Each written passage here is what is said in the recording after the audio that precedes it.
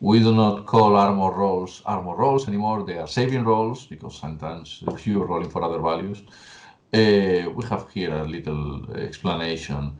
The roll has changed. Mathematically, it stays the same, but something that had Infinity in the previous editions was that the armor roll was not the same, had the same logic as the other rolls. In Infinity, you're always rolling for a certain value, trying to achieve the exact value or below that. So that, but the armor roll was just going as high as possible, you know. So now it's like, if you have received a hit from a combi rifle that has damage 13, you must subtract your armor value from the damage and then roll trying to beat the result. Okay, that's different, okay? So if your armor value is 4, or 1 plus 3, because you have cover and you are a guy just with armor 1, okay, so that equals 4. And you subtract that to 13, that's 9. Rolling above 9 will prevent you from suffering damage, but rolling 9 or less will make the bullet actually penetrate and pierce your armor and hurt you, and you suffer a wound, you know. So mathematically it's the same as previous, but the roll now has to be with the same logic of all the other rolls that you are making with your values in Infinity. Critical hits has changed, and this is like the most incredible thing for the fans now. They are still, people still don't know if they like it or not, you know. But essentially, take a vote on it. Now, back in the day, critical hit was if you suffer a critical hit, you receive instantly a wound. Now, if you suffer a critical hit, you have to make 2 saving rolls. Okay, so this is a logic that respects the armor value of the unit. So when you are list building and making a list, you know now that heavy infantry and tanks, people with high armor values, are more invulnerable to critical hits, okay? Because they will still make their armor roll. But regarding the face-to-face roll with the shooting, whatever, the critical hit also imposes and defeats higher results than itself. Do I express myself correctly? I think so. I think I follow it. So on this case, you've rolled 3 dice for this one. Yeah. And your rivals obviously got the 9, which beats because it's the critical, because it's on the nose. Yeah. But look at that. The other guy have an 11, which is more than 9. In a normal roll, that will beat. But because the 9 is critical, the 9 wins everything, you know. And it forces the re-roll, basically. You have to make 2 additional saving rolls. Is that it? Rather than instantly taking the damage. Correct. That's the big change. The logic of the face-to-face roll stays the same, but now you have to make 2 saving rolls. So suddenly, for a light infantry, this is more dangerous than for a heavy infantry or attack that has a big armor value that can prevent from suffering damage. So the heavy infantry is more likely to, even though they have to make 2 additional rolls, still shrug it off, whereas the smaller... I guess what the critical is now is it's not just the instant damage. The way I'd picture it in my head is it's a really, really accurate shot that's happened. And correct. Oh, I like the way you put it. Yeah, correct. So for, you know, veteran gamers, for them, this is huge. I mean, the reaction that we are getting and the feedback that we are getting from people who know suddenly about this is like, oh my God. So people who plays this game every weekend, for them is huge to know about these changes. So yeah, but this is the engine of CodeOne, and M4 is going to be built over this. So this logic also applies to the 4th edition. So this will carry over to the newer N4 rules then? Yeah. Okay. What we're looking at here is shotguns, a little change of shotguns. The previous rule of terminal template regarding shotguns was confusing new players a lot because it was complex. It was a rule that had created a lot of situations. So now shotguns have 2 firing modes, which is direct template. You do not roll any dice. You just put the template, and whoever gets caught in that template suffers an impact. Or rolling dice with the lovely range that the shotguns has in Infinity, which is +6 to your BS when your enemy is at 8 inches from you. So what we are avoiding here is the previous logic, what that was rolling dice, and from the first guy who received an impact from the objective of your attack, the template comes out, and everybody else who gets into that template has to dodge against the dice of your BS roll. It generated lots of situations. It was very confusing for new players. Yeah. And it was with the shotgun. There was not such problem with the missile launcher of the heavy rocket launcher. So changing the shotgun, allowing people to understand things quicker. I'm so much a fan of those decisions, making things beginner friendly, always. Yeah. So that's just sped up the speed at which you resolve the shotgun attack, basically. Absolutely. Okay. Moving on, here we just have here some graphics, just to show you that in CodeOne there will be a lot of visuals to explain the rules and make it more visual, not just text explaining rules, more images and comics explaining the sequence of what happens, so people can understand what's going on, So measuring from the silhouette, the zone of control that every figure has, which is 8 inches, obviously. But this interacts with the terrain. You can see there how the zone of control actually touches the building and has access to partial zones of the terrain. Yep. Here we have the usual modifiers stacking to each other, so imposing a negative modifier of a total of 12. So suddenly that unit that has a BS-13 shooting at the Hartau finally is rolling just for a 1 because it's out of range. The guy has mimetism -6. The guy has partial cover, so finally he's just rolling for a 1, really. Yeah, because he's very unlikely to make that shot.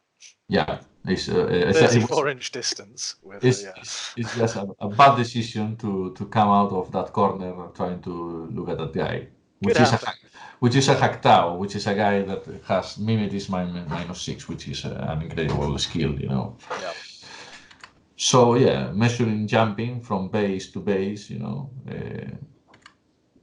just allowing people to be aware of everything with visuals, which is helping understanding the rules. I like the sort of cone and the spherical highlighting they've done on these to kind of show this like sphere of influence, if you like, that an ability has. That's really cool. I think we've probably actually covered almost everything that we kind of want to without just going, hey, here's the full rulebook and giving it away to everybody now. Glad to know. Yeah. Which is awesome. So you guys are going to be announcing a lot of this stuff. So let's have a look at what's this. Oh, this is the balancing that you were talking about. Yeah, but this the previous graphic that we released is just to have something interesting to show at the seminar. Really, was using the complete roster of information that we have available. Yeah. But some guys suggested why don't we collect just the info from the most competitive tournaments, which are the satellite tournaments and interplanetary, and so we collect that because we have that data, and this is the final result. Okay. What we have here is that the most competitive army, the army that has the highest percentage of victories per battle, is JSA, with the green bar over there. So the Japanese have a 55.35% of victory ratio, and the lowest one with less battles also is Acontecimiento with 39.85. So you have like a 15% difference between the better and the worse. And I refuse to call them like that because Acontecimiento is a great army. It's just not popular now because has been discontinued and stuff like that. But if you there's only 133 battles versus 327. Yeah, and you just put a good player with Acontecimiento and he can demolish you. I can tell you that. I mean, it's not the army, it's the player. Sounds like experience there. Sounds like you've been destroyed by somebody playing that. I know the hardcore Infinity players who reaches the final match on the bigger tournaments, and they are people that they themselves, their mind, are more meaningful and significant into the final victory than the armies and the miniatures they're playing with. Essentially, the people who comes with the homework already done, and they know the rules and they have very sharp minds and they know how to play and they know how to squeeze all the juice from what they have. Yeah, good player can play anything, can't they? Yeah. They know the game. So people like Sazuli, like Executor, like Utsuro, Death, Plebeian, the hardcore names that you know, that give this guy, you know, whoever comes in an internet forum saying that this army is the worst army, okay, let's give this army to this guy and see how he performs at a tournament. And all you've done is point out that you don't know how to play. Yeah. Yeah, because people get crazy about list building and stuff like that, but I think this, at least with such a game like Infinity that allows you to do whatever you want during your turn, it's more about the player, really. Yeah, it's balanced, and to be honest, if every army was identical and played the same, there'd be no point in having all the different lore, story, and army. So like the Pan-Ocean would be playing exactly the same way as the JSA play, and obviously they have very different play styles. You know, there's not the same number of Pano ninjas running around. So yeah, you can choose the.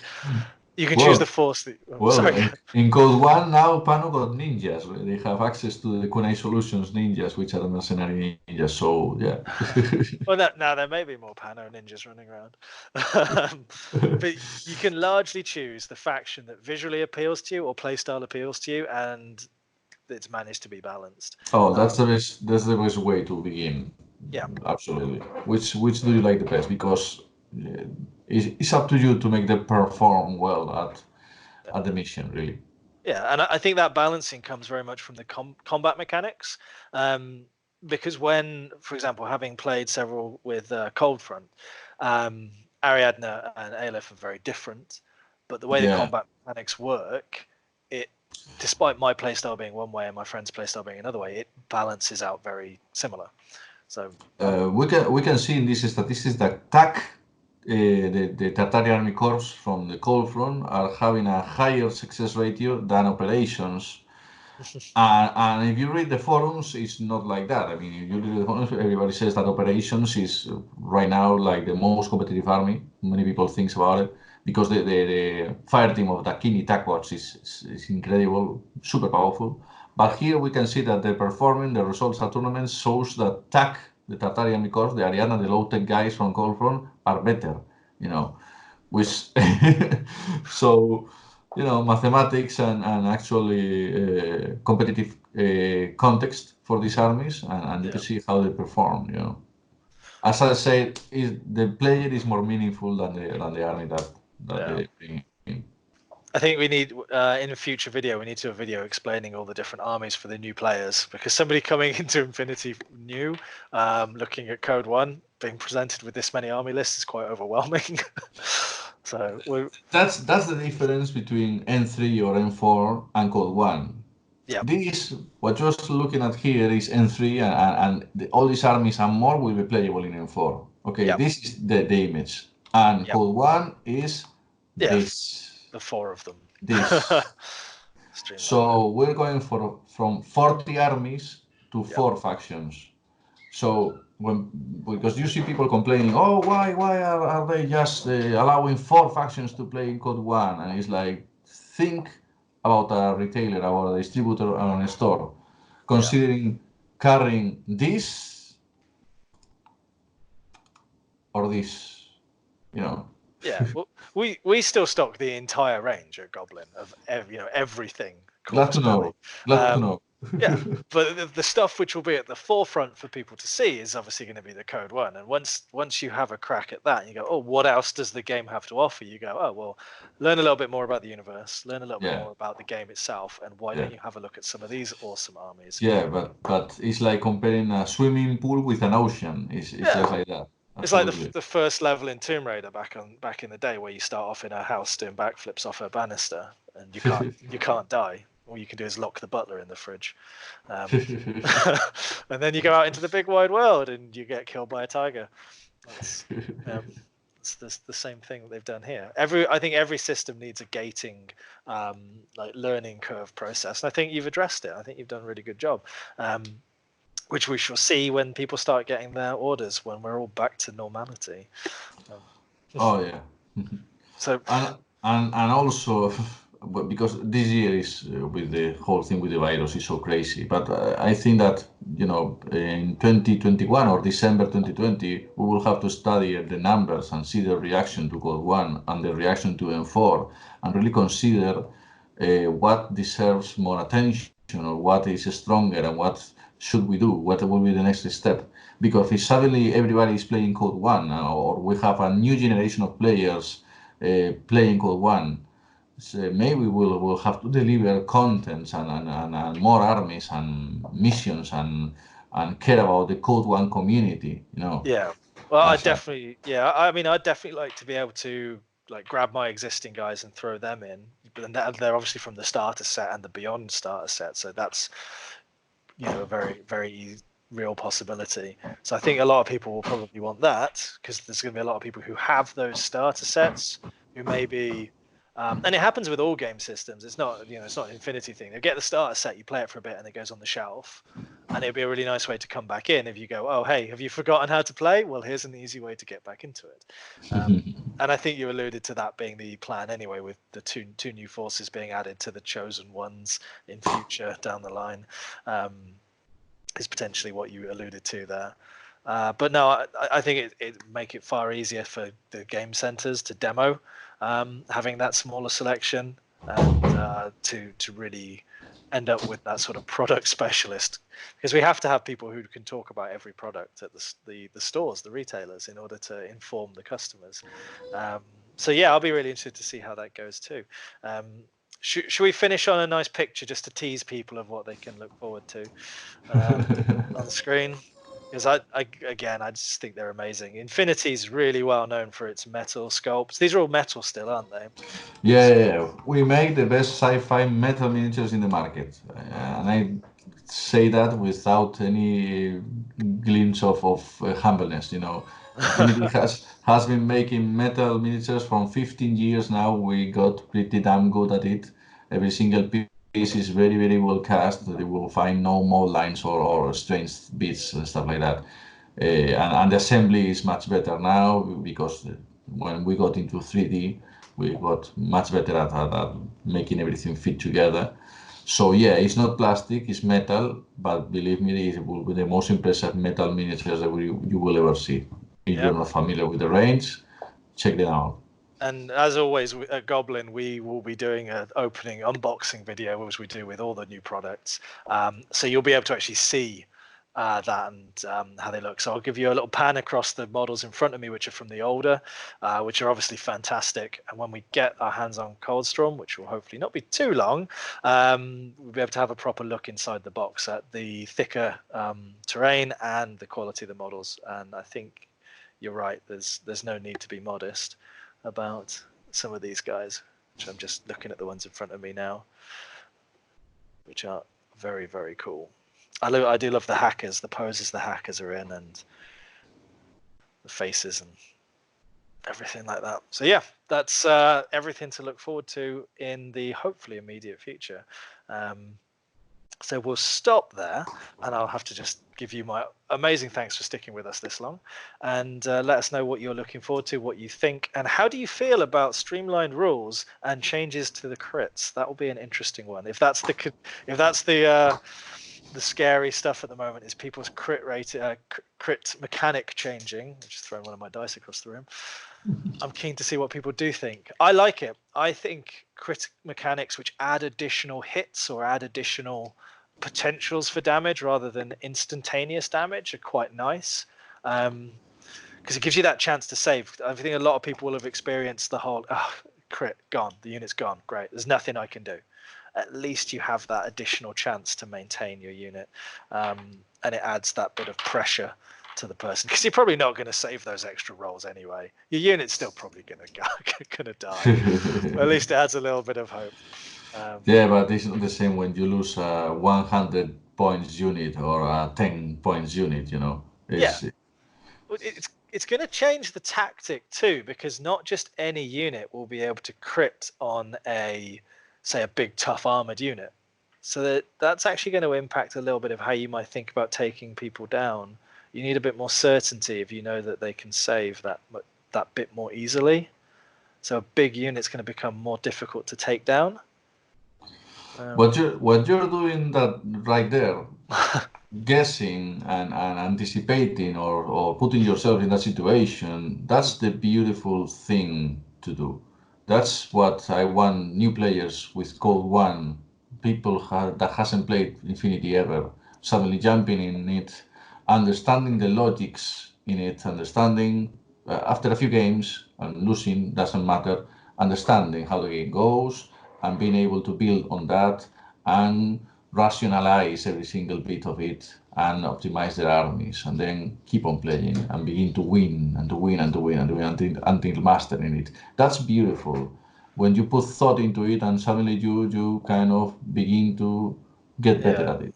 Well, it's That's the nice. beautiful thing. Yeah, because your big old high armored unit. The nice thing about this is you can't take it on in the same way because it's the same mechanic across the board for every single unit, but it impacts a different unit slightly differently.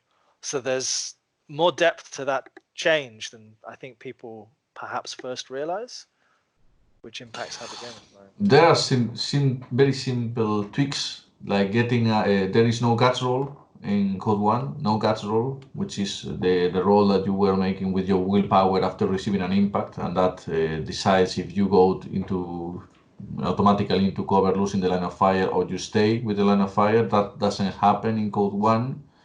So suddenly a lot of decisions have to be made because suddenly choosing between shooting or dodging when you're reacting Yeah. becomes more meaningful. So little, very small changes has huge impact in the game.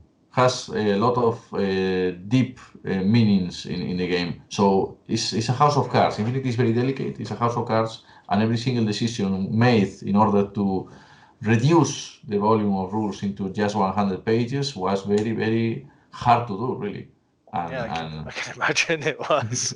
Well, I look forward to our first playthrough. So Sam and myself have already decided we will play through it as soon as we're back in the office, and as soon as everyone's back in, so people will be able to see that and get our thoughts on how the two compare, which hopefully everybody will be sharing. I think there's going to be a lot of chatter around the two. For better or for worse, hopefully for better. But we know how fans are. Don't pretend you're not like that, fans. We know how you are. I'm allowed to say that. I don't make the games. Of course, Carlos loves you all, no matter what your opinions are of the rules. oh yeah, of course. Well, I will finish there. So thanks very much, and tune in for more of our Infinity and Corvus Belli focused stuff as soon as it arrives, with heated anticipation towards finding out more about KALDSTRÖM. Sorry, not KALDSTRÖM and CodeOne, and everything coming with it, and N4 as well. So thanks very much for watching, guys.